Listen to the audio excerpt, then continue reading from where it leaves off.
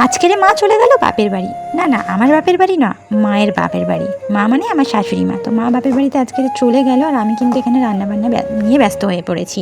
আসলে অনেকটা বেলা হয়ে গিয়েছে, তো সেই জন্যই ভাবলাম যে আর দেরি করবো না, ঝট করে রান্নাটা সেরে নিই। তো এখানে কিন্তু রান্নাবান্নাতে আজকে করছি শাক দিয়ে চিংড়ি মাছ। কালকের বিকেল নাগাদ করে মা এই শাকগুলো তুলে দিয়েছিল। খুব খারাপ লাগছে যে মা তুলে দিয়েছে, অথচ মারই খাওয়া হবে না, কিন্তু কি আর করা যাবে। এর কদিন আগেও আবারও কিন্তু শাক রান্না করেছিলাম, আর শাক কিন্তু বেশি দিন রেখে খাওয়া যাবে না, টাটকা টাটকা খেয়ে নিলে টেস্টই আলাদা। সেই জন্যই ভাবলাম আজকে। আর সেই সাথে কালকে সন্ধ্যে নাগাদ করে তোমাদের দাদাভাই নিয়ে এসেছিল কিছু ফুলুরি। তো সেই ফুলুরির মধ্যে কটা ফুলুরি রয়েছে, ভাবলাম ওটাকেই আর কি কষা করে নেব, বা বলতে পারো ফুলুরি রান্না করে নেব তরকারি করলে। আর ফুলুরি এমনি খাবার থেকে তরকারি খেলে না ভীষণ মজা লাগে, জানো তো। সেই জন্যই আমি ভাবলাম ফুলুরিটা কষা করে নিই। আর সেই সাথে কিন্তু একটা ডিম সিদ্ধও ছিল, ভাবলাম ওটাও দিয়ে দিই।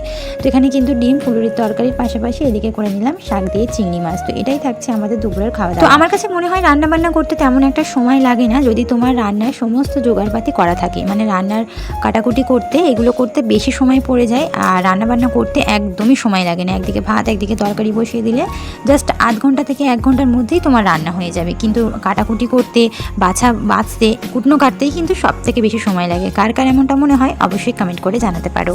উলুবেরিয়া থেকে এক দিদিভাই আমাকে খুব মিষ্টি একটা কমেন্ট করেছে, যার নাম জাকিয়া খাতুন, যে এই যে দিদিভাই তোমার নামটা নিয়ে নিলাম, তোমার জন্য রইল অনেক অনেক দোয়া আর ভালোবাসা। এখানে কিন্তু একদিকে আমি অলরেডি তরকারি বসিয়ে দিয়েছি, আর এইদিকে আরেকদিকে আমি তরকারিটা করে নিলাম, আর রান্না শেষে একটুখানি শাহি গরম মশলা ছড়িয়ে দিলাম। তো ব্যাস এইভাবেই 1 ঘন্টার মধ্যে আজকে দুপুরে রান্না বান্না সেরে নিলাম।